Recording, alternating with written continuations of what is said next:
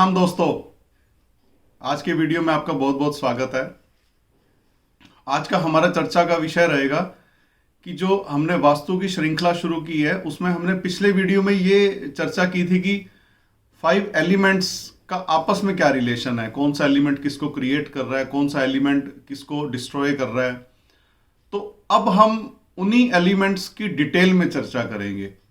तो आज का हमारा विषय रहेगा इन पंच तत्वों के अंदर जल तत्व, वाटर एलिमेंट की वास्तु में क्या महत्वता है, या ओवरऑल वाटर एलिमेंट का आपकी लाइफ में क्या लेना देना है। मतलब आपके अंदर जो पंच तत्व मौजूद हैं उसके अंदर वाटर एलिमेंट जो है, जल तत्व है, उसकी महत्वता क्या है। आपके जीवन में ऐसी क्या घटनाएं हैं जो पॉजिटिव या नेगेटिव हो सकती हैं यदि वो जल तत्व असंतुलित हो जाए, मतलब वाटर एलिमेंट अगर इम्बैलेंस हो जाए, और किन किन दिशाओं को वो रिप्रेजेंट करता है, या कौन कौन सी दिशाएं वाटर एलिमेंट के अंतर्गत आती हैं, और ऐसी क्या चीजें हैं वहां पे जिनकी वहां पे स्थिति देख करके हम ये ज्ञात कर सकते हैं कि वाटर एलिमेंट खराब हो रहा है आपका या नहीं खराब हो रहा, या अच्छा हो रहा है या बुरा हो रहा है, या कौन से एलिमेंट की चीजें वहां पे आ जाएंगी तो खराब हो जाएगा वाटर एलिमेंट।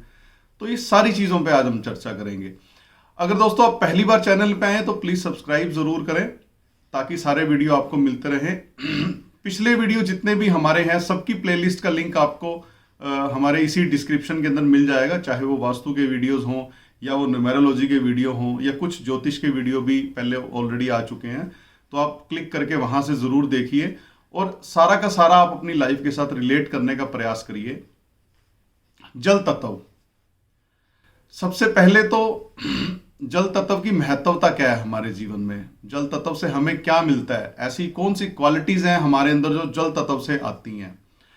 जितनी भी हमारी लाइफ के अंदर मोटिवेशन आती है और जो हमारे विचारों का एक फ्लो होता है, हमारे विचारों का प्रवाह होता है, पुराने विचार जा रहे हैं, नए विचार आ रहे हैं, मतलब आपका जो माइंड है, चाहे वो सबकॉन्शियस माइंड हो चाहे वो कॉन्शियस माइंड हो, एक्टिविटी में रहता है। आप कोई कार्य के लिए आज निकले हैं तो कुछ ना कुछ मोटिवेशन आपको जीवन में मिलेगी, मैंने आज ये करना है, मैंने वापसी में ये करना है, जाकर के ये करना है, ताकि आपका जो दिमाग है वो निरंतर वर्किंग में रहे। क्योंकि वाटर एलिमेंट रिप्रेजेंट करता है फ्लो को, निरंतर प्रवाह। क्योंकि जब पानी एक जगह पे इकट्ठा हो जाता है तो उसमें से गंध आने लगती है, सड़ने लगता है वो। और यही जब विचार आपके दिमाग में स्टक हो जाएंगे, जब आपका दिमाग ब्लॉक हो जाएगा, वाटर एलिमेंट में अगर कोई असंतुलन आएगा तो आपका दिमाग ब्लॉक हो जाएगा, आपके विचार आने ही बंद हो जाएंगे, आपको आइडियाज आने बंद हो जाएंगे, आपको क्लैरिटी ही नहीं रहेगी लाइफ के अंदर कि मैंने करना क्या है। उलझे रहोगे सारी जिंदगी, करने कुछ निकलोगे, करके कुछ आ जाओगे, जिस कार्य के लिए जाओगे वो होगा नहीं, और जिसकी जरूरत नहीं हो करके आ जाओगे। तो ऐसी ही कुछ चीजें जल तत्व के साथ संबंधित होती हैं। तो जितनी भी आपकी लाइफ के अंदर फ्लोज से रिलेटेड चीजें हैं, चाहे विचार हैं, चाहे वो पैसे का फ्लो है, चाहे वो अच्छी सेहत की हम बात करें, तो ये सब चीजें, मोटिवेशन, क्लैरिटी ऑफ माइंड है, ये सारी चीजें जल तत्व से संबंधित होती हैं।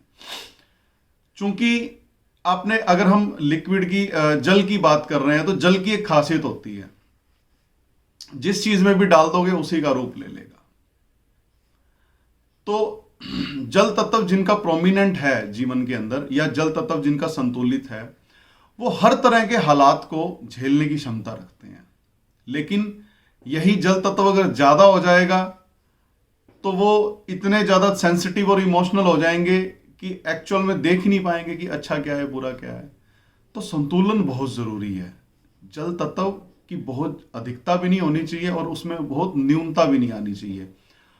जितनी भी मात्रा में जल तत्व आपके वास्तु के दृष्टिकोण से, आपके घर के नक्शे के हिसाब से होना चाहिए, या आपके अंदर इन जो कॉन्फ़िगरेशन होती है तत्वों की हमारे शरीर के अंदर, तो उसमें अगर अधिकता आ जाएगी तब भी दिक्कत है, न्यूनता आ जाएगी तब भी दिक्कत है, असंतुलन आ जाएगा तब भी दिक्कत है। तो जो जितनी भी जो आपके थॉट्स हैं, मोटिवेशन है, मेंटल क्लैरिटी है, आपकी इम्यूनिटी है, आने वाले नए नए अवसर हैं लाइफ के अंदर, ये सारी चीजें जो हैं ये वाटर एलिमेंट के साथ जुड़ जाती हैं। अगर ये बैलेंस्ड स्टेट में होगा आपकी माइंड की क्लैरिटी इतनी जबरदस्त होगी कि हर परिस्थिति में आपको ये ज्ञात रहेगा कि आपका अगला स्टेप क्या होने वाला है। आपको अपने रिश्तों की कदर होगी, आप हर चीज को सहेज के रखने का प्रयास करेंगे, चाहे वो रिश्तों की बात हो, चाहे वो पैसों की बात हो। आप अपनी भी चिंता करेंगे, आप दूसरों की भी चिंता करेंगे। अब चिंता का मतलब ये नहीं है कि किसी की बहुत ज्यादा चिंता करेंगे और अपने बारे में भूल ही जाएंगे। अगर संतुलित है तो जहां पे जितना जिसको अटेंशन देनी रिक्वायर्ड है, आप उतनी ही अटेंशन दोगे। आपका विजन बड़ा क्लियर होगा और जीवन के प्रति आपका नजरिया दूरदर्शिता का होगा। आपको आज पता है कि आपने क्या ऐसा स्टेप लेना है जिसका आपको आने वाले 2 साल के बाद बेनिफिट होना शुरू हो जाए। तो हर क्षेत्र में आपको कामयाबी मिलने लगेगी अगर आपका वाटर एलिमेंट जो है वो संतुलित है। आपकी हेल्थ बहुत अच्छी होगी, आपका इम्यून सिस्टम बड़ा अच्छा होगा। और यदि आप व्यापार करते हैं तो नए अवसर, आपकी सेल्स ग्रोथ, जो भी आपकी एक्सपेक्टेशंस होंगी उस व्यापार से, वो आपकी पूरी होती रहेंगी। कस्टमर फुटफॉल अच्छा रहेगा आपके पास। नए अवसर, अभी हमने बात की कि फ्लो के बारे में तो जो नए अवसर आपके जीवन में आते हैं वो भी एक तरह का धन प्रवाह का ही काम करता है। फ्लो ही है वो एक तरह का। तो जितनी भी चीजें जो फ्लो को रिप्रेजेंट करती हैं तो वो सारी की सारी इस एलिमेंट के अंतर्गत आती हैं। अब खराब कैसे हो सकता है, हमने पिछले वीडियो में ये जाना था। थोड़ा सा मैं रिवीजन भी आपको करवा दूं इसमें। वाटर एलिमेंट जन्म देता है एयर एलिमेंट को, खुद बनता है स्पेस एलिमेंट से, और वाटर एलिमेंट खराब करता है फायर एलिमेंट को, और खुद खराब होता है अर्थ एलिमेंट से। तो 2 एलिमेंट इसके शत्रु माने जाएंगे जल तत्व के, एक पृथ्वी तत्व और एक अग्नि तत्व। जब ये दोनों चीजें, पृथ्वी तत्व से संबंधित या अग्नि तत्व से संबंधित चीजें जल तत्व की दिशा में आ जाएंगी, या फिर जल तत्व से संबंधित चीजें इन दोनों दिशाओं में चली जाएंगी, तब जल तत्व का भी नुकसान होगा और दूसरे एलिमेंट को भी थोड़ा बहुत हार्म हो सकता है। सारी केमिस्ट्री कुल मिला के चेंज हो जाएगी। जब हम दिशाओं पे चर्चा करेंगे तब हम डिटेल में जानेंगे कि क्या क्या चीज कहां आने से क्या तत्व बिगड़ता है। इस वीडियो में हम आपको बस एक रूबरू करवा रहे हैं तत्वों से। तो अग्नि तत्व को रिप्रेजेंट करता है कॉपर एलिमेंट। धातु मेटल की बात करेंगे तो कॉपर मेटल की कोई चीज अगर जल तत्व की दिशा में आ जाएगी, या जल तत्व की दिशा के अंदर कैसे भी करके पीला रंग या लाल रंग आ जाए अगर, तो जल तत्व आपका दूषित हो जाएगा, या जल तत्व की दिशाएं आपकी दूषित हो जाएंगी। अब दूषित हो गई तो प्रभाव कैसे पड़ेंगे आपके जीवन पे? सबसे पहली चीज तो आपका जो मेंटल एबिलिटी है वो स्टक हो जाएगी। आपकी मानसिकता आपकी ऐसी हो जाएगी, सारा दिन आप उलझे रहोगे, आपकी क्लैरिटी बिल्कुल जीरो हो जाएगी। इवन की दूरदर्शिता तो दूर की बात है, आपको आने वाले 2 दिन में आपने क्या कार्य करने हैं वो भी आप मैनेज नहीं कर पाओगे, उलझे रहोगे। मतलब हमारे पंजाबी में एक शब्द कहते हैं बोंदले रहना। तो ऐसी सी घटनाएं आपके साथ जीवन में होने लगेंगी। जो जीवन के प्रति आपका नजरिया था उसमें धुंधलापन आ जाएगा।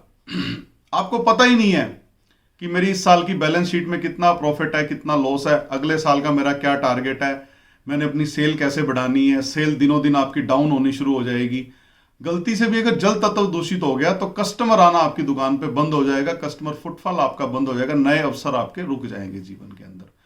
नया व्यापार तो दूर की बात, जो व्यापार आप कर रहे हो ये भी आपसे संभलेगा नहीं। इम्यून सिस्टम आपका डे बाय डे कमजोर होता चला जाएगा, जिससे हर दूसरे दिन आपको कोई ना कोई जल संबंधित कोई ना कोई बीमारी आपको पकड़ लेगी।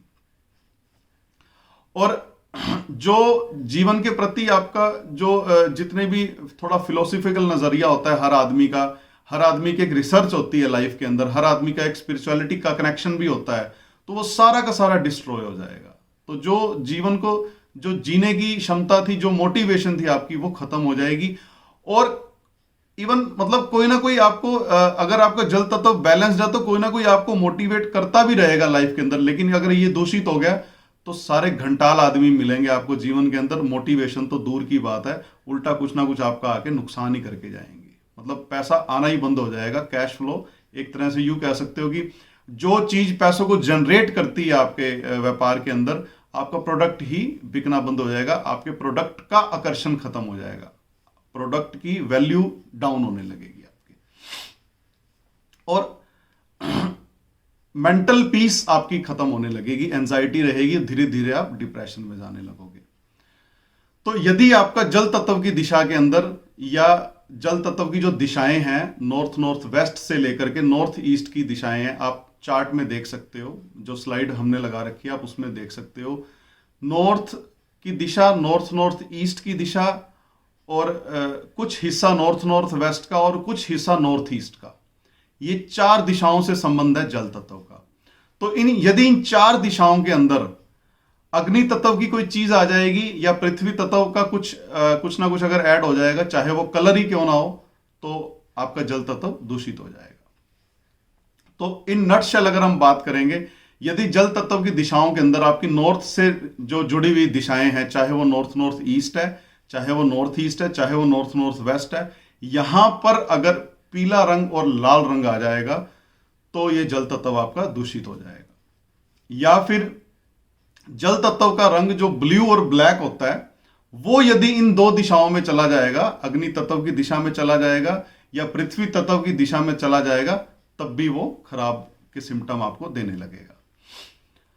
तो अब हम चर्चा करेंगे कि रेलेवेंट इसकी चीजें कौन कौन सी हैं, इसके एट्रीब्यूट कौन कौन से, दूसरे एट्रीब्यूट क्या है, इसकी मेटल कौन सी है। मेटल होती है उसकी एल्युमिनियम। एल्युमिनियम का कोई भी प्रोडक्ट जल तत्व को रिप्रेजेंट करता है। तो यदि आपकी जल तत्व की दिशा कमजोर है तो आप एल्युमिनियम से जुड़ा हुआ कोई भी सामान वहां रख सकते हैं। वो आगे चर्चा आएगी, जब जैसे ही हम डायरेक्शंस के वीडियो बनाएंगे तो डिटेल में आपको एक्सप्लेन करेंगे कि आप किसी दिशा को संतुलित कैसे कर सकते हो। अगर हम कलर की बात करेंगे तो ब्लू कलर और ब्लैक कलर इसको रिप्रेजेंट करता है। मतलब जल तत्व का कलर है, वाटर एलिमेंट का कलर है ब्लू और ब्लैक। और जोन्स की अगर हम बात करेंगे तो नॉर्थ नॉर्थ वेस्ट से ये स्टार्ट हो जाता है, और नॉर्थ नॉर्थ ईस्ट, नॉर्थ और नॉर्थ ईस्ट का कुछ हिस्सा, तो ये 4 दिशाएं जल तत्व को रिप्रेजेंट करती हैं। दिशाएं कितनी होती हैं, कैसे कैलकुलेट करते हैं, तो उसके लिए भी हमने वीडियो बना दी है, वो डिस्क्रिप्शन में आपको मिल जाएगा, वहां से देख सकते हैं कि 16 दिशाएं कौन कौन सी होती हैं जो वास्तु के अंदर जिसका रोल बड़ा मतलब महत्वपूर्ण होता है। हर दिशा का अपना अलग एट्रीब्यूट होता है, वो आगे चल करके वीडियो में आने लगेगा। और वेवी इसकी शेप है, मतलब कोई भी ऐसी शेप जो आपको ऐसे आड़ी टेढ़ी तिरछी लाइनों के अंदर रिप्रेजेंट करे, या स्पाइरल शेप के अंदर कुछ भी बना मिलेगा आपको, तो वो रिप्रेजेंट करता है वाटर एलिमेंट को।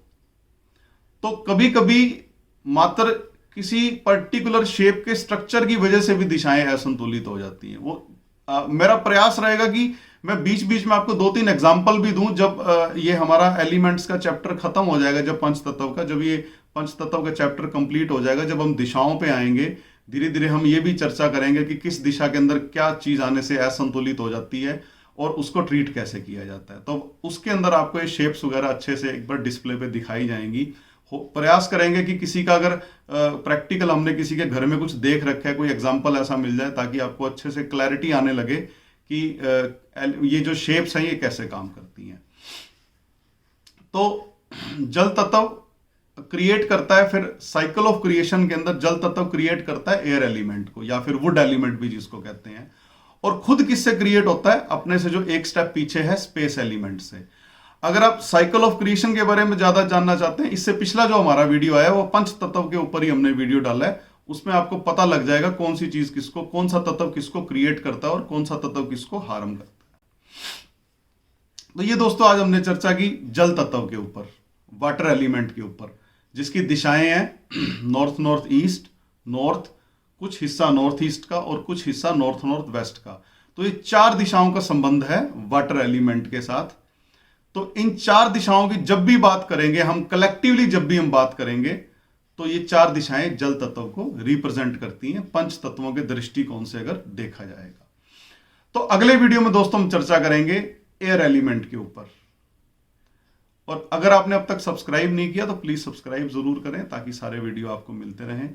जल्दी मिलते हैं दोस्तों नेक्स्ट टॉपिक में, तब तक इजाजत दीजिए, नमस्कार।